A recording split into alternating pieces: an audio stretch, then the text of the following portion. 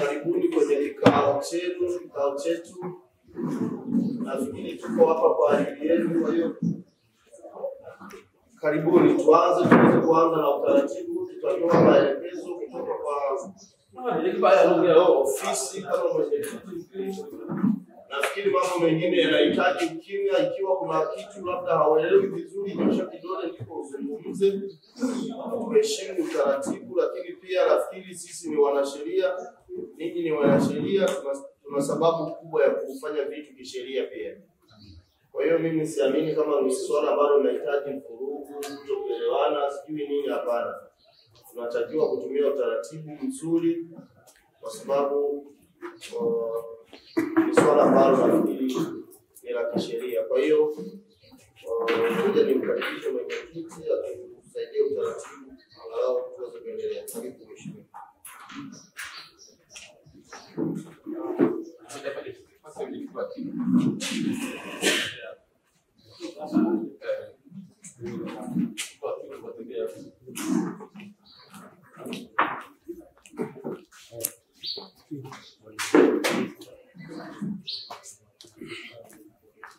Rodolfo, kile mwiko wapi? Ndio wale.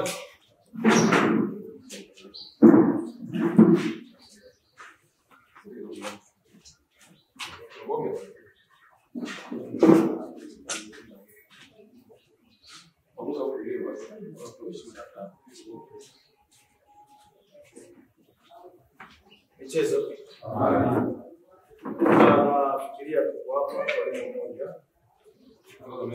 Kelele zimekuwa sana kwa upande wa wanafunzi. Kwamba katiba uchaguzi wa waamuzi. Inaonekana kwamba chama cha mpira kimekuwa kula issue na wale walioteuliwa na chama cha mpira. Jambo ambalo si kweli. Kwa madaraka Michael alikuwa mtu wa kwanza wa waamuzi, lakini akakombolewa na bodi D, na baada ya bodi D akawa na baada ya Shabani akawa lakini kila mwamuzi au kamati ya waamuzi au mwenyekiti wa waamuzi, kila mtu anaeleza kwa kwake kwamba akitaka zile hela za fikiso kule, akitaka kula waamuzi wengine anasema mimi nakula na lakini mwishoni naita wale watu na wauliza, hivi umeshanipa pesa mara ngapi? Na ile taratibu hela za rushwa kila mwamuzi hapa kila hakuna mtu atapandisha kidole sijawahi. Kila mwamuzi aishakula pesa na wewe ndio umeshakula basi kabisa. Mimi najua siri kila mwamuzi. Wewe upandishe usipandishe umeshakula sana. Mimi nasema kila mwamuzi aishakula pesa za rushwa. Narudia tena, kila mwamuzi aliyepiga filimbi Kalini Nyarugusu aishakula pesa za rushwa. Ile sifichi na ndio wazi tafungwa. Lakini hao wenye viti hawa mimi napokea yote sasa baada ya mchezo ndio napata ripoti. Ndio maana wanawaambia mimi najuaga hii mechi fulani alikula hivi, fulani alikula hivi. Lakini mnadanganya wenzenu kwamba mwenyekiti wa shirikisho kunimpa hivi. Hicho ndio mimi huwa nachukia. Na kuweka upige filimbi mambo ya hizo. Sija kuweka wewe uombe pesa na timu au timu ije kuna hela hapa. Na ndio maana huwa nawaambia mtapigwa sana. Baadaye mnasema hamtutetei. Wewe umeshakula cha watu, unategemea nini? Sasa ukipigwa unasema shirikisho ikitetei, utakutetea aje na umekula vya watu vishindo kuwasimamia? Tuwe makini sana kwa hilo. Ili jambo isilete madhara. Usiende kuchukua pesa upeleke jina langu au jina la staafu hii meza. Hapana. Chukua wewe kama wewe. Ukipigwa pigwa wewe kama wewe. Sisi tunaenda tu unaleta laki tatu hapana, ndio leta laki nne tena ya chakula. Hapana. Mungu chukua hela. Ikiwa utakula hela narudia tena. Kula wewe kama wewe. Usinipe hata sema. Sisi hapa na maskari. Jambo letu ni kwamba tafsiri zile sheria 17 za mchezo za mpira wa miguu ili na kitu cha pili, tunalia uchaguzi sawa, kamati sawa, lakini bado viwanjani mtagombana. Katika tarehe za leo, tarehe 22 mwezi wa 9. Jackie andika hizo tarehe. Kwenye viwanja hii ligi kuna majirani wengi wanakutana. Majirani wanakutana kweli. Hii ligi kwenye viwanja sisi waamuzi tutagombana. Na kamati itakuwa mwisho. Kisha kuwa na mazoea ya kusema kwamba fulani ndio ameleta. Fulani wewe ndio umepokea hela. Wawili wanafahamu, wawili wengine hawafahamu. Wawili wanafahamu, wawili wengine hawafahamu. Na hiyo ni shida. Kwa hiyo wazi ni kwamba jaribu kurekebika. Mfumo wa rushwa, narudia tena, hautokoma hapa kamili, utaendelea.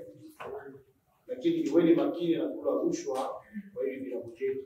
Vilabu havina siri kwanza. Wewe ukifanya jambo likienda ndivyo sivyo wanakuweka. Hata kujifiche aje, unajua. Kuna wengine wanafika mpaka pende tukipishe. Finali ya Young Boys na 14 na Alliance. Mpaka Young Boys ilikuwa iitishe kikao. Waamuzi wa mchezo na kamati ya waamuzi na shirikisho na timu husika ya Young Boys. Kutana ili walipe pesa zao. Wewe sisi tunafahamu kama wakuu kama viongozi kupitia vilabu. Wewe niombe sana. Niombe kulia kamati mpya, kulia tuchaguani, sio kwamba ndio utamaliza haya mambo. Yanakuwa yaendelee.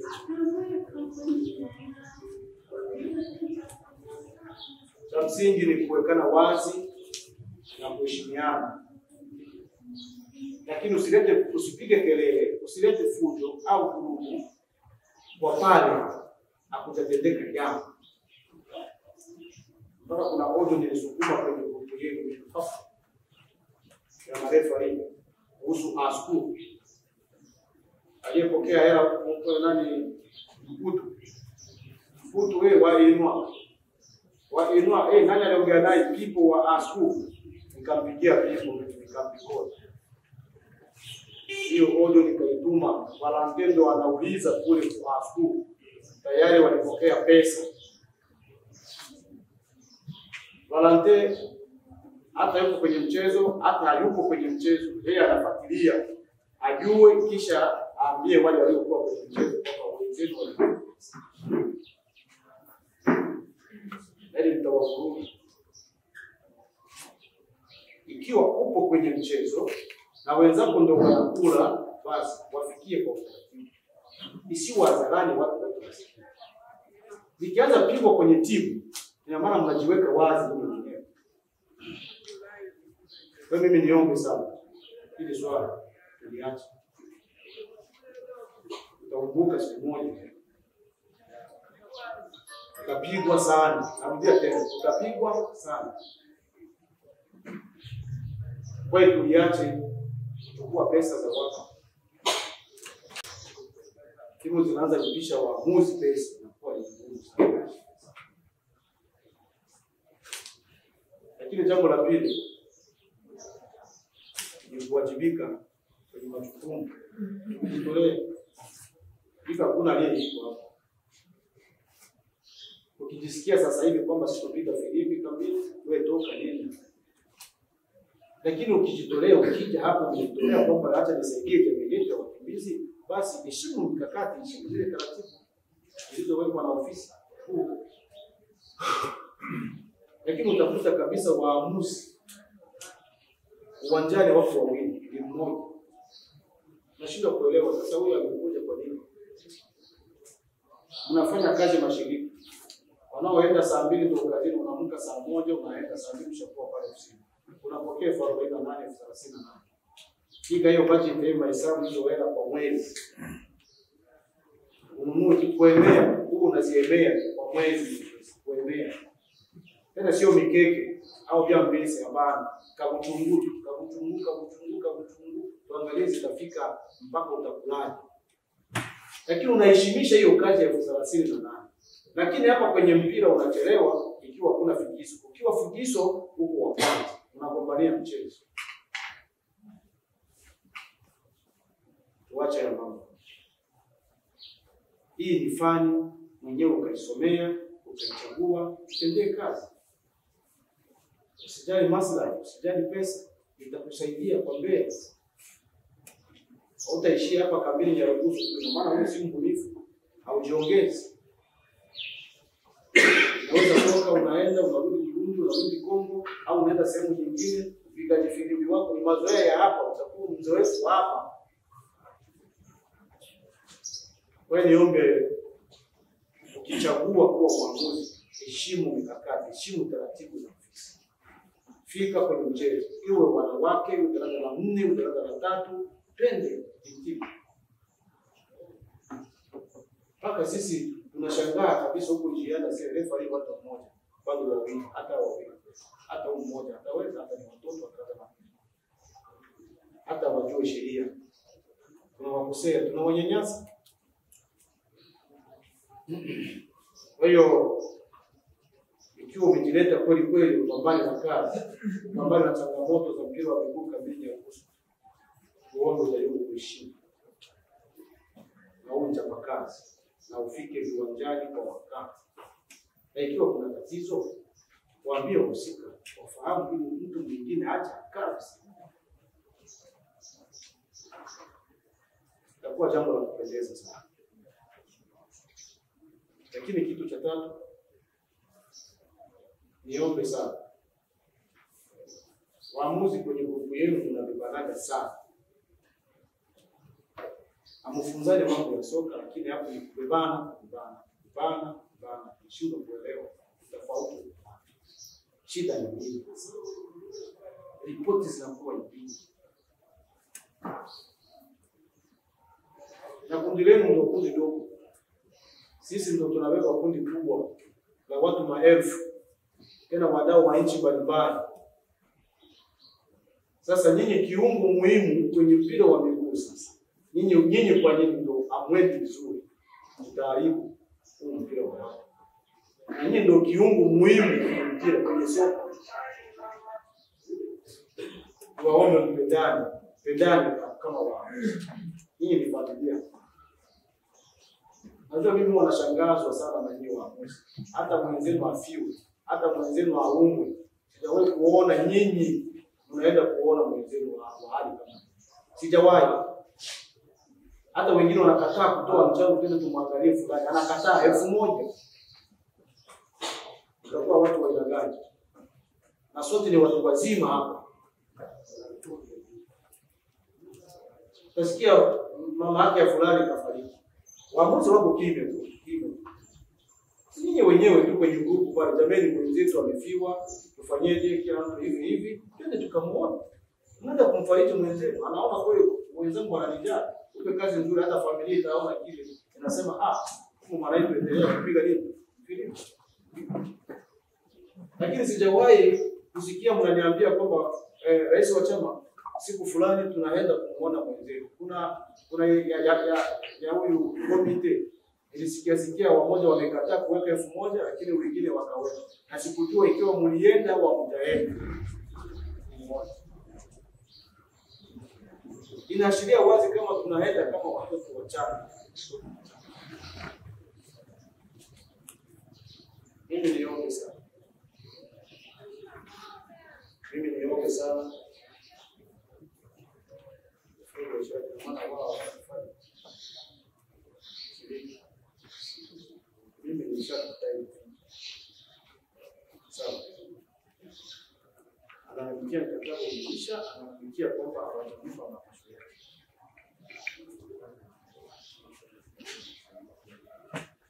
hata wasaidie kwanza wakubaliane wanampa na ikiwa watampa sawa, na ikiwa watampa yale mapashwa yeye kizazi anasemaje, sawa.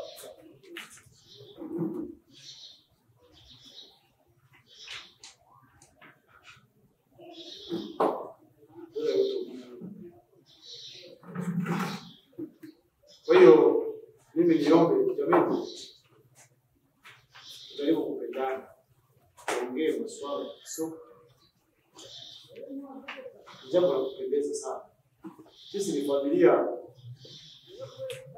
tulikuwa tujuane hapa, lakini tumejuana kupitia mpira wa miguu.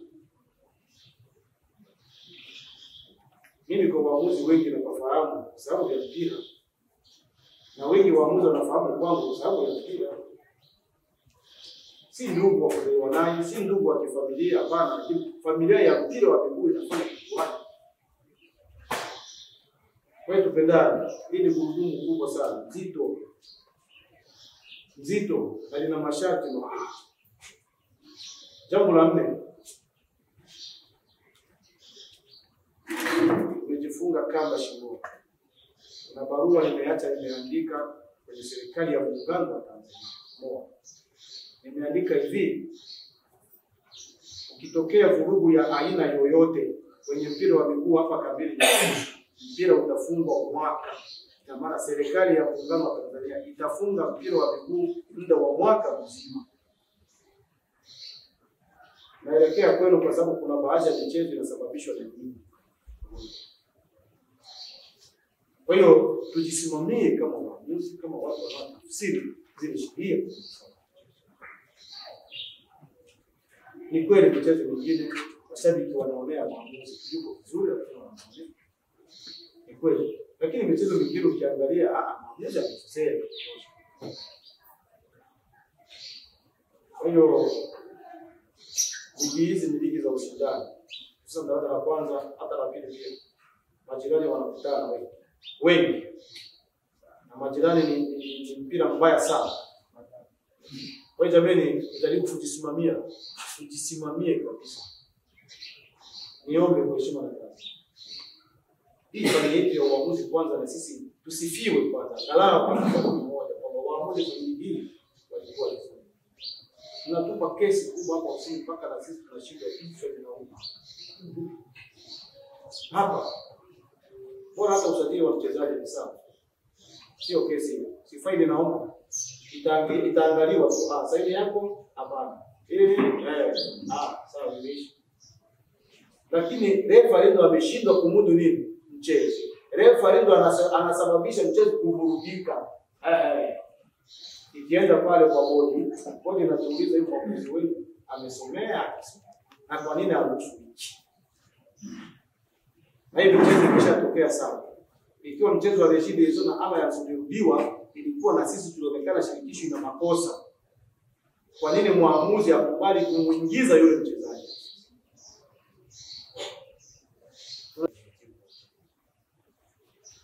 Asante. Michezo.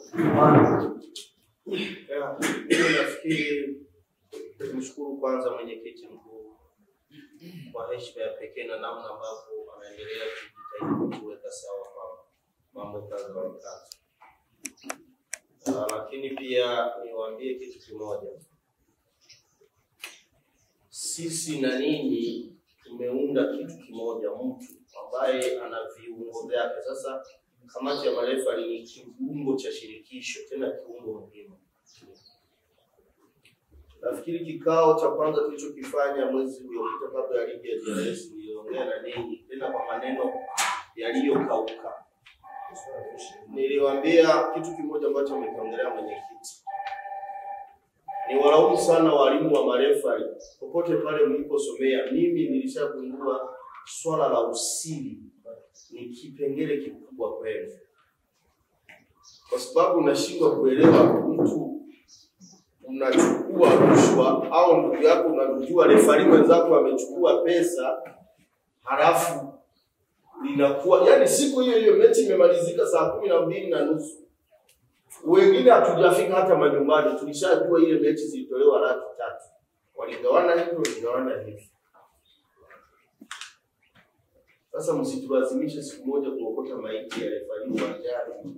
Mazingira ni magumu sana, kwa sababu mnapoongea wanaosikia sio sisi tu, hata wale wenye mpira wao. Kati yenu ni nani aliyewahi kuwa mwanakamati wa timu? Kati yenu labda akahusika kwenye timu fulani. Hakuna hata mmoja. Mbona wote mna matimu? Mnajificha nini? Mlishaona uchungu wa kuwa kiongozi wa timu hapa kamili. Wa sehemu ambayo tunachezesha mpira, sisi ninyi mnalipwa pesa, lakini wale wahusika wanaodhamini kwenye mpira hawavuni chochote, kwa sababu viwanja vyetu hata kichaa tu anapita anasimama pale na anaangalia.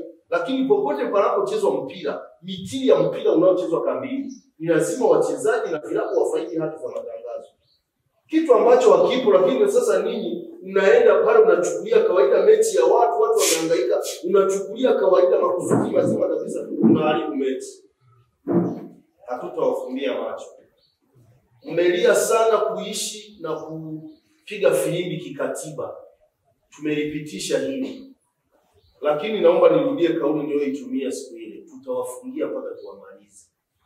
Nimeona marefari wengi wanaodadisi, mbona kwa nini sijui kuna mtu mwingine ameuliza ni vipengele gani kilabu mhukumu mtu wa shirikisho labda imejulikana amechukua pesa, sijui hajafanya nini. Moja kati ya vipengele vinavyotumika kumwadhibu mtu wa shirikisho hata kama amechukua rushwa, refari hahusishwi kwa chochote kile. Na kama anahusishwa, nyinyi ni wanasheria, mmesoma sheria sana kuliko sisi, mtatuletea hivyo vipengele. Lakini pia hata sisi tuna kamati nyingi zinazotuhukumu.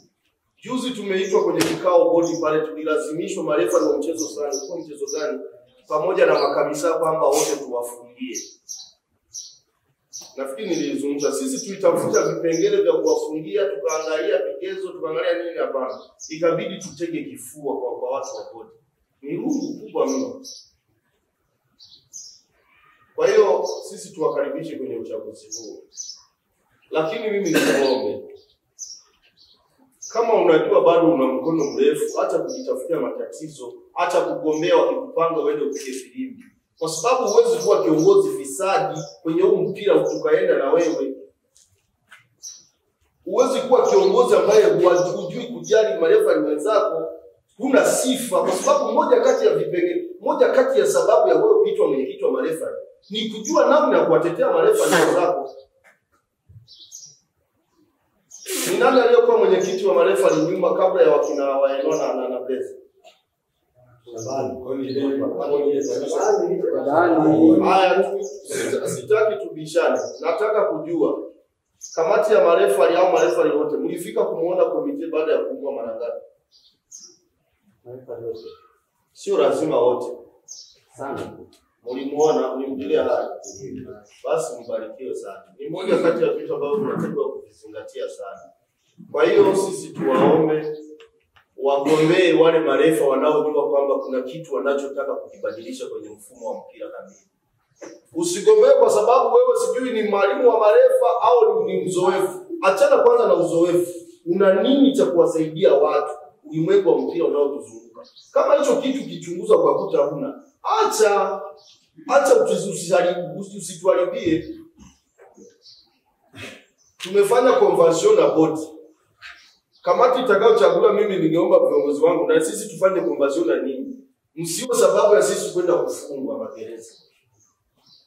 Kwa sababu leo kama kutatokea vurugo yote lazima siku hiyo watupime pingu sisi watu wa makazi.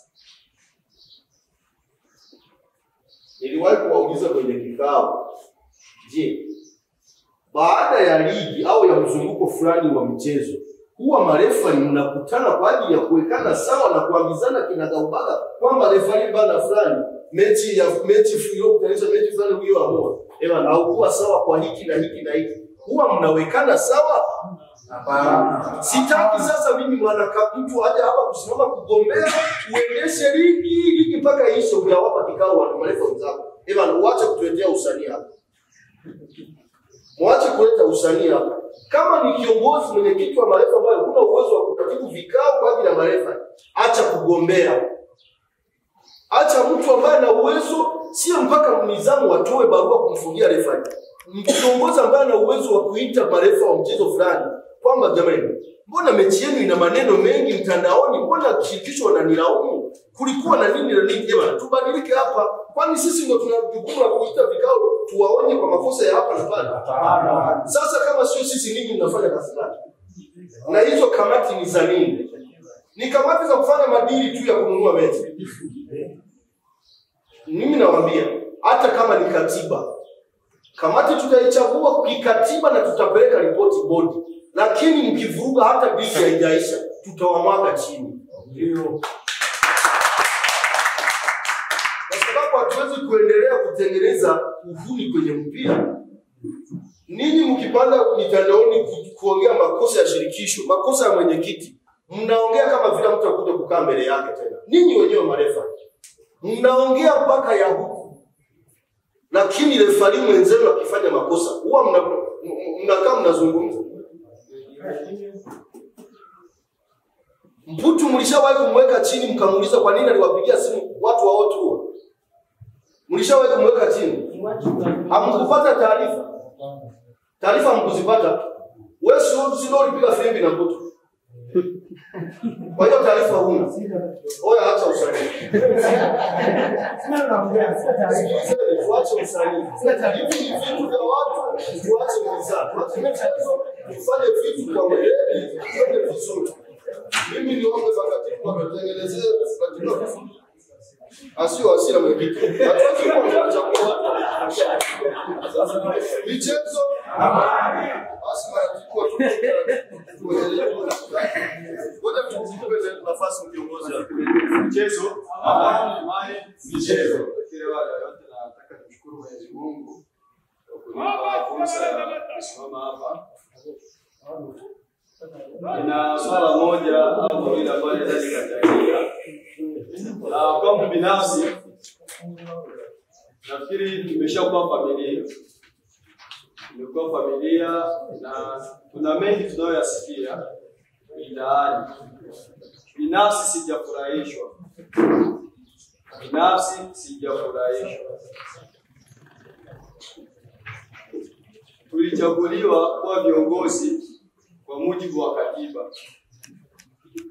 Baada ya kuwa tumekizi vigezo, tukachaguliwa kwa mujibu wa katiba. Na mimi na wewe, inawezekana katiba ilikoundwa ilikuwa sipo.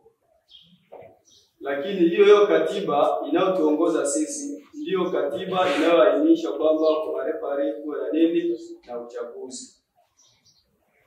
Lakini tumeshasikia mengi na nilitamani niongelee hapa. Jamani, usiniweke kinywani mwenu.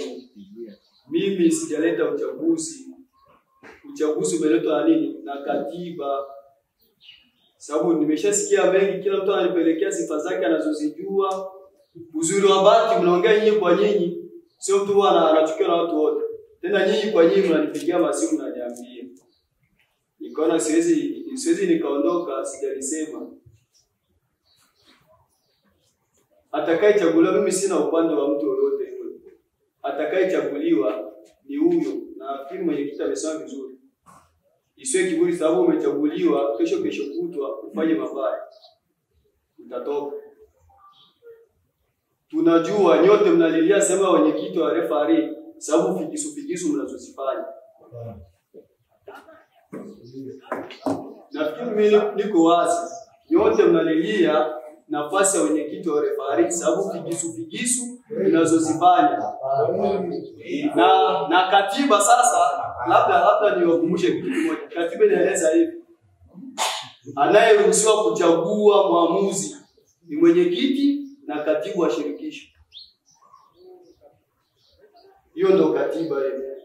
Anayechagua muamuzi wa kuchezesha mchezo wowote ni mwenyekiti wa marefari pamoja na katibu wa wa shirikisho.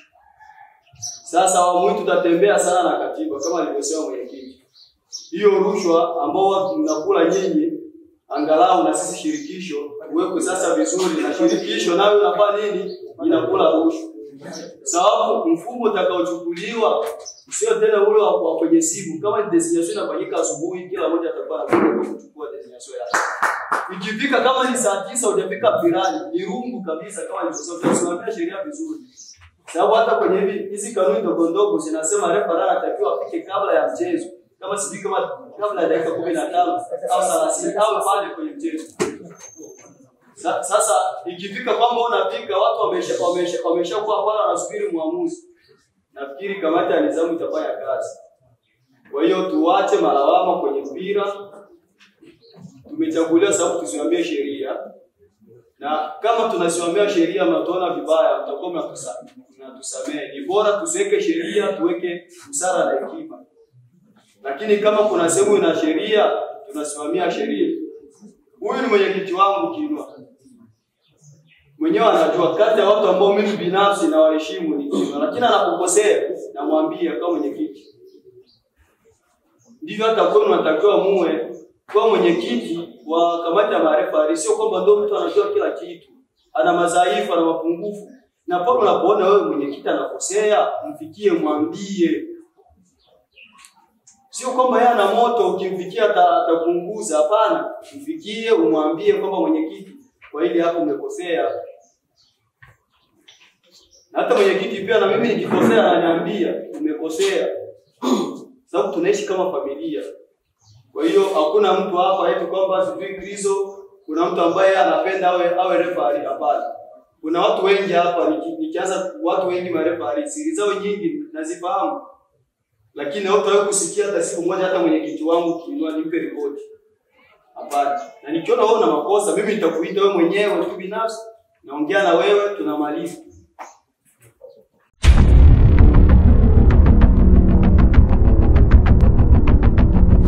Abedi TV, jicho la nyumbani.